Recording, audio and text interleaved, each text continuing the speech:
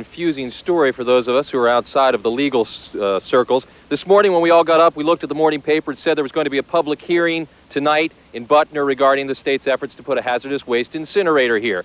Well, that was going along as planned. The people here in Butner and Granville County as a whole said they were going to boycott it because they had fought against having that public hearing. Well, that was the way things were going. Then all of a sudden, they got a restraining order in district court here that was basically kept that from happening, or at least it looked like that was going to be the case. When I was live at 5:30 this evening, we said, in fact, that there would not be a public hearing. It looked like that was the way things were going to go.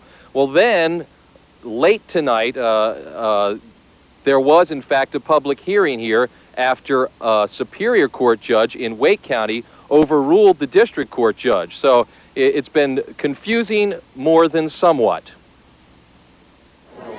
On again, off again. This afternoon, as folks gathered on Highway 56 in Butner, they were planning a boycott of the public hearing because it looked like it was going to happen. Then a temporary restraining order was handed down in district court. Sheriff Marion Grissom served the papers on Dr. Alvis Turner when he and other members of the Hazardous Waste Management Commission arrived for the public hearing. Issued this 15th day of November 1990 at 4:36 o'clock by Judge Claude Allen, Judge Black. Attorney Wallace Bradsher hailed the courtroom victory as a constitutional victory. Well, basically, it's a victory for their rights. Expediency has been the word in this process. Cite this thing no matter what. At least in this instance, and I don't know for how long, the courts have said, wait a minute, stop and think about the people's rights and the North Carolina Constitution. But all wasn't said and done. Not just yet. No, because after that, Donald Stevens, the judge who originally had ruled that this meeting would take place, somehow managed to overrule the restraining order. Joining me now is John Pike. You were here. The public hearing started at 9:24. It was over at 9:28. Is this unprecedented? To my knowledge, it is. I don't believe a Superior Court judge has the authority to overrule a district court judge.